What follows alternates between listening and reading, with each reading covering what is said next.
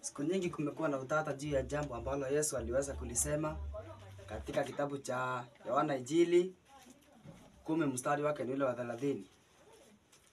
Mara nyingi watu ambao wanalikubali fundisho la utatu wamekuwa wakilitumia hili andiko kuonyesha kuwa kuna Mungu ambaye ni utatu na ni Mungu mmoja ambaye ameshikana kwa nafsi tatu.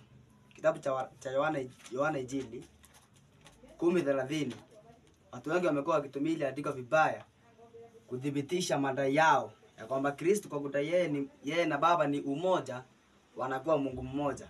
Kitabu cha waraka wa kwanza, kitabu cha Yohana Injili 10:30. Sasa nataka tuweze kuliangazia hili andiko vizuri na tuondoe utata. Tuone kama Kristo kudai yeye na Baba ni umoja, alidai yeye na Baba ni Mungu mmoja ama alimaanisha nini? Inasema Yohana Injili 10:29. Baba yangu aliyenipa hao ni mkuu kuliko wote. Inasema wala hakuna mtu awezaye kuwapokonya katika mkono wa Baba yangu. Mimi na Baba tu umoja. Yesu anasema yeye kuwa Baba yake aliyempa watoto ambao ni sisi, Baba yake aliyempa sisi ambao ni watoto wake kwa Yesu. Hakuna mtu awezaye kutupokonya sisi kwa Yesu. Ndipo anakuja mstari wa 30 anasema yeye Yesu na Mungu ama na Baba ni umoja. Anasema yeye Yesu na Baba ni umoja. Ili neno umoja katika Biblia limetumiwa mahali kwingi ama mahali sio pachache. Mfano, ukisoma kitabu cha waraka wa kwanza wa Yohana 5 mstari wake wa 8. Pilo ni andiko moja wapo ambalo wana utatu wamekuwa wakilitumia kudhibitisha hoja zao.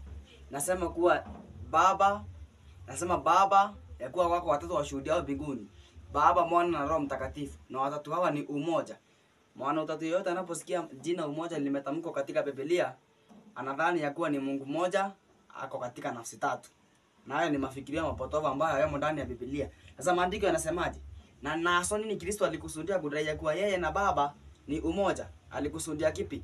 Kwanza mpendwa, tunatakiwa ufahamu ya kuwa sisi wenyewe wanadamu, watu ambao wanamcha Kristo na Kristo ni umoja. Kitabu cha Yohana Injili 17 mstari wake ni wa 11. Yohana Injili 17 mstari wake ni wa 11.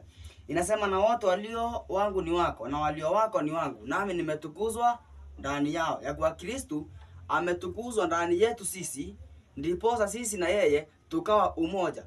Tunamuuliza Paulo, je, Kristo Yesu ametukuzwa vipi ndani yetu? Ama ni nini maana ya kudai kuwa Kristo ametukuzwa ndani yetu? Kitabu cha Wagalatia 1 mstari wake ni wa 16. Ni nini maana ya kudai ya kuwa Kristo ametukuzwa ndani yetu?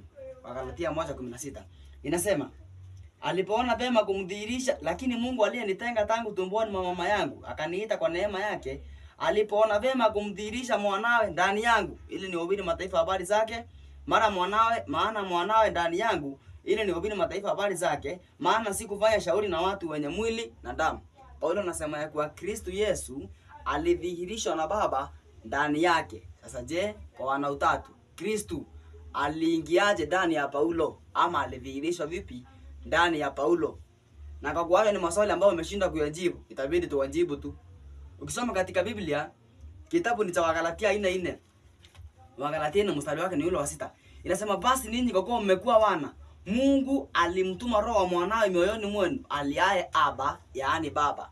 Kumbe Kristo anapodhihirishwa ndani yetu ili sisi na yeye tuwe umoja, ni kwa njia ya roho wake. Kristo anatupa roho wake Mtakatifu, tunakuwa sisi na Kristo ni umoja. Tunakuwa sisi na Kristo ni umoja. Ndio maana ile andiko la Yohana 17:11 linaendelea kusema hivi: wala mimi simo tena ulimwenguni, lakini hao wamo ulimwenguni. Mimi naja kwako, Baba Mtakatifu, kwa jina lako ulilonipa, uwalinde hawa ili wawe na umoja kama sisi tulivyo.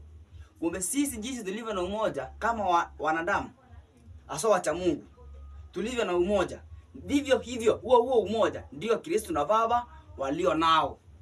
Ya kuwa sisi, Yesu anasema ili wao ambao ni sisi wawe na umoja kama sisi Yesu na Baba tulivyo umoja. Anaendelea kusema nilipokuwapo pamoja nao mimi naliwalinda kwa jina lako ulilonipa, nikawatunza, wala hapana mmoja wapo aliyepotea ila yule mwana upotevu, ili andiko litimie.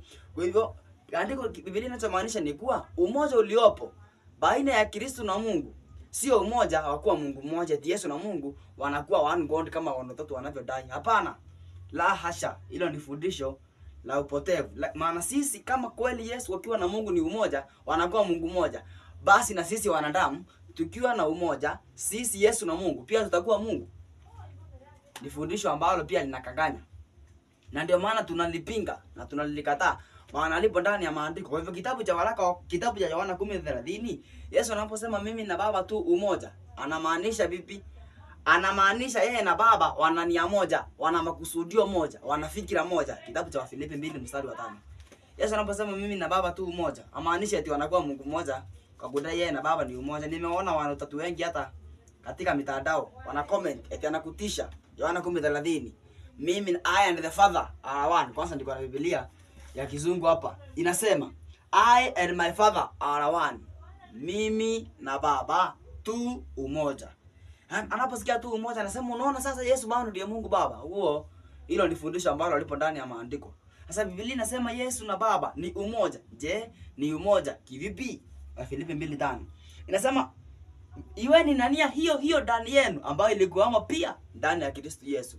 Kumbe Yesu na Baba ni umoja kwa njia ya nia, ni umoja kwa njia ya nia. Yesu na Baba ni umoja kwa njia ya malengo, tabia na mpaka mafikirio. Ukisoma kitabu cha Roho ya Nabii kinachoitwa CCH 76 paragraph 6, kinasema kuwa Yesu na Baba ni umoja kwa njia ya mawazo, nia, fikira na makusudio, lakini sio katika nafsi.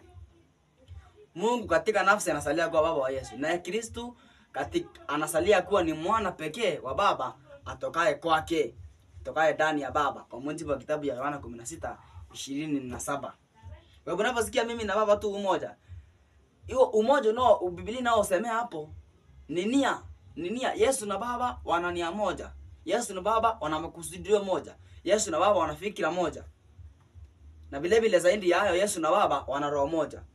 Ukisoma kitabu cha Warumi, nasoma Warumi 8 mstari wake ni wa 9. Warumi 8:9. Warumi 8 mstari wake ni wa 9.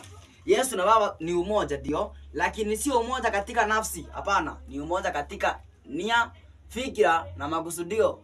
Huo ndio umoja ambao Biblia inasemea. Kitabu cha Warumi 8 mstari wake ni wa 9.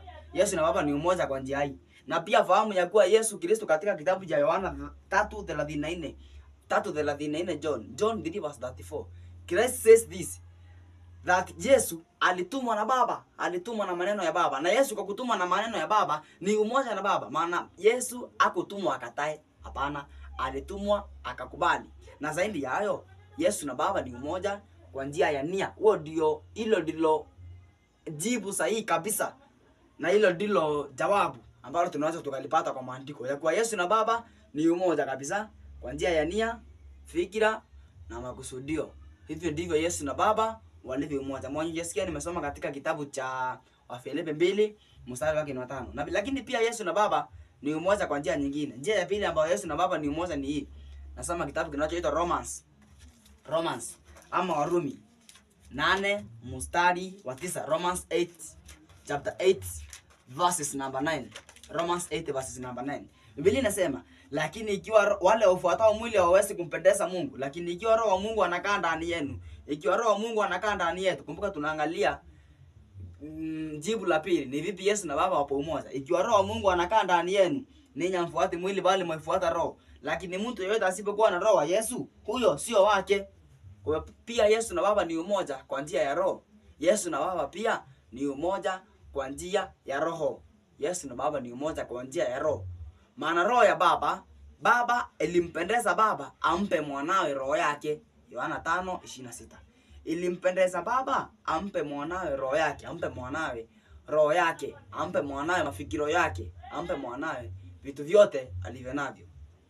Na zaidi ya yote ikampendeza Baba utimilifu wote wa Mungu ukae ndani ya Yesu. Tabindi tusome hilo andiko. Kitabu ni cha Wakolosai 1:19. Kwa hivyo unaposikia Yesu na Baba ni umoja kwa njia ya nia, fikira na pia mawazo. Wana fikira moja kama sisi tu. Kwa hivyo sisi, Yesu na Mungu ni umoja. Maana sisi nia yetu inatakiwa iwe ni nia iliyokuwa ndani ya Kristo, na nia ya Kristo nayo ilikuwa ndani ya Baba. Sikiliza Wakolosai 1:19. Inasema kwa kuwa katika yeye Kristo ilipendeza kwa kuwa katika yeye Baba